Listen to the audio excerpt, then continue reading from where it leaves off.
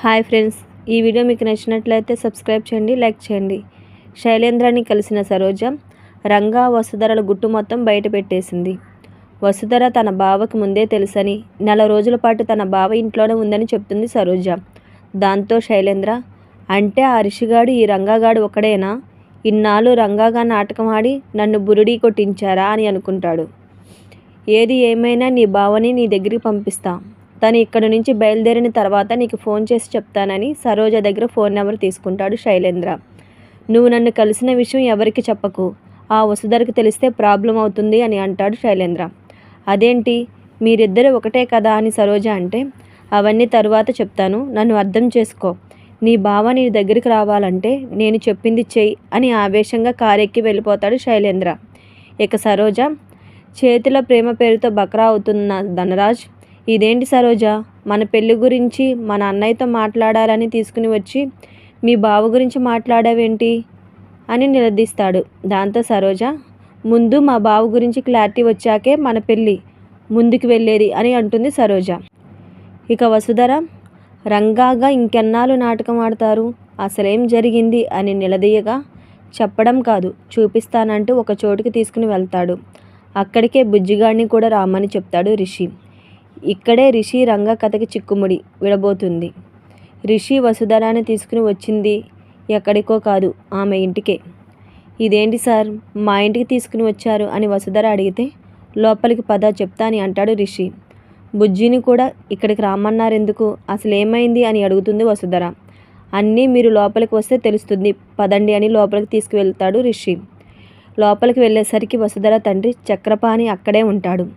తండ్రిని చూసి ఎమోషనల్ అవుతుంది వసుధర. పాపం వసుధర చానాల తర్వాత తండ్రిని కలిసింది. ఇన్నాళ్ళు ఆమెకు తండ్రి ఊసులేదు, కానీ ఇప్పుడు తండ్రిని చూడగానే నాన్న అంటూ అతన్ని పట్టుకుని ఏడ్చేస్తుంది. ఎలా ఉన్నారు నాన్న అని యోగక్షేమాలు అడిగి తెలుసుకుంటుంది వసుధర. కూతుర్ని చూసి కనీసం ఎలా ఉన్నావమ్మా అని అడగడు చక్రపాణి. దాంతో రిషి, అదేంటి మామయ్య, ఇన్ని రోజుల తర్వాత కనిపించింది, కనీసం ఎలా ఉన్నావని అడగరే అని అంటాడు. నీ దగ్గర ఉన్నప్పుడు అలా అడగాల్సిన పని లేదు బాబు అంటూ పెద్ద డైలాగ్ కొడతాడు చక్రపాణి. వసుధర నీ దగ్గర ఉంటే సంతోషంగా ఉంటుంది బాబు, అయినా మీరు రోజు తన గురించి ఫోన్లో చెప్తూనే ఉన్నారు కదా అని అంటాడు చక్రపాణి. ఆ మాట విని షాక్ అయిన వసుధర, ఏంటి మీరు రోజు ఫోన్లో మాట్లాడుకుంటున్నారా అని అడుగుతుంది. అవునమ్మా అని అంటాడు చక్రపాణి. ఇంతలో లోపల నుంచి దగ్గుతూ కుంటుకుంటూ ఒంటి నిండా గాయాలతో ఓ కుర్రోడు బయటికి వస్తాడు. రిషి అతని దగ్గరికి వెళ్ళి ఎలా ఉన్నావు అని పలకరిస్తాడు. బాగున్నాను అన్నయ్య, అంకుల్ బాగా చూసుకుంటున్నారు అని అంటాడు ఆ వ్యక్తి. దాంతో వసుధర, వీడెవడు అంటూ విచిత్రంగా చూస్తుంది. ఇప్పుడిప్పుడే కోలుకుంటున్నాడు అల్లుడు గారు అని అంటాడు చక్రపాణి. ఇంతలో వసుధర టెన్షన్ తట్టుకోలేక, ఎవరు సార్ అతను, ఇక్కడ ఎందుకు ఉన్నాడు అని అడుగుతుంది వసుధర. దాంతో రిషి నోరు తెరిచి నిజం చెప్తాడు. నేను ఇన్ని రోజులు ఎవరి పేరుపై అయితే బయట తిరుగుతున్నానో అతనే ఇతనే అని అంటాడు రిషి. ఏంటన్నా ఏం చెప్తున్నావు, ఎవరితను అని అడుగుతాడు బుజ్జి. ఇంతలో ఆ వ్యక్తి, రే బుజ్జి, ఆఫ్ నిక్కర్గా అని అంటాడు. దాంతో బుజ్జి, నన్ను ఆఫ్ నిక్కర్ అని పిలిచేది రంగా మాత్రమే, రే రంగా అంటూ అతని దగ్గరికి వెళ్తాడు. నిజంగా నువ్వు రంగావేనా, లేకపోతే నువ్వు కూడా అన్నలాగా కొత్త క్యారెక్టర్లోకి వచ్చావా అని అంటాడు బుజ్జి.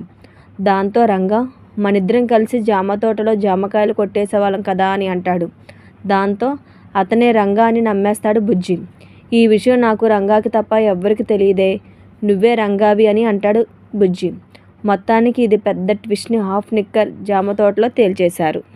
ఏంటి సార్ ఇదంతా అని వసుధర అడగడంతో, అవును వసుధర, తనే అసలైన రంగా అని అంటాడు రిషి.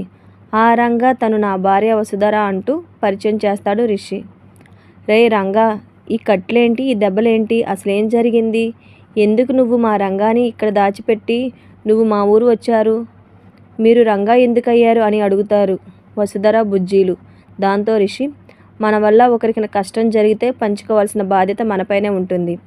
రంగా చిన్నప్పుడే ఊరు వదిలి వచ్చి సిటీలో మెకానిక్గా పనిచేస్తున్నాడు, కానీ ఈ మధ్యనే వాళ్ళ నానమ్మ ఆరోగ్యం బాగాలేదని తెలుసుకుని ఇంటికి వెళ్ళాలని అనుకున్నాడు. మిగిలింది నేను చెప్తాను సార్ అని అందుకుంటాడు రంగా. నేను సర్వీస్ చేస్తున్న కారులో ఒక లెటర్ దొరికింది. ఆ లెటర్ అన్నయ్యకి ఇవ్వాలని వెళ్తుండగా ఎవరో అన్నయ్యపై అటాక్ చేశారు అని చెప్తాడు రంగా. అవును వసుధర, నువ్వు నన్ను కాపాడే ప్రయత్నంలో రంగా ప్రమాదంలో పడి ఇదిగో ఇలా అయ్యాడు అని జరిగింది మొత్తం చెప్తాడు రిషి. వాళ్ళ కుటుంబం పరిస్థితి మొత్తం చెప్పి స్పృహ కోల్పోయాడు. ఆ తర్వాత హాస్పిటల్లో చేర్పించి ఆ తర్వాత మీ నాన్నకి అప్పచెప్పాను. డాక్టర్లు కూడా అతను ఎప్పుడు కోమాల నుంచి బయటికి వస్తాడో చెప్పలేదు. అందుకే నేను తనని మీ నాన్న దగ్గర పెట్టి నేను తన ఊరు వెళ్ళాను. ఎంతో కాలం తర్వాత తన ఇంటికి వస్తున్న తన మనవడికి ఇలా అయిందని తెలిస్తే ఆ నానమ్మ తట్టుకోలేదని తెలిసి నేను రంగాగా మారాను. చిన్నప్పుడే తన ఊరి నుంచి వెళ్ళిపోవడం వల్ల నన్ను ఎవరూ పోల్చుకోలేదు. నేనే రంగా అనుకున్నారు. ఇది వసుధర జరిగింది అని రిషి రంగా రహస్యాన్ని చెప్తాడు రిషి. దాంతో రంగా, అన్నయ్య ఇప్పుడు నేను బాగానే ఉన్నాను, నానమ్మ దగ్గరికి వెళ్ళడానికి రెడీగా ఉన్నాను అని అంటాడు. నిన్ను మీ నానమ్మకి ఖచ్చితంగా కలుపుతాను. రే బుజ్జి, ఈ విషయం ఎవరికి చెప్పకు అని అంటాడు రిషి. ఇంతకీ ఆ లెటర్లో ఏముంది సార్ అని వసుధర అడగడంతో అన్ని ప్రశ్నలకు జవాబు ఉంది అని అంటాడు రిషి. ఎవరు రాశారు అని వసుధర అడగడంతో నిన్ను నన్ను కలిపిన మా అమ్మ జగతి అని చెప్తాడు రిషి. అప్పుడు ఫ్లాష్ బ్యాక్లోకి వెళ్తారు జగతి. రిషికి జరిగింది మొత్తం చెప్పడానికి రాసిన లెటర్, అది రిషి చదవకుండా పోవడం, ఆ తర్వాత మళ్ళీ తన దగ్గరికి రావడం, ఇవన్నీ చూపిస్తారు. మొత్తానికైతే రిషి రంగ రహస్యం బయటపడింది. జగతి రాసిన లెటర్ రిషికి చేరింది.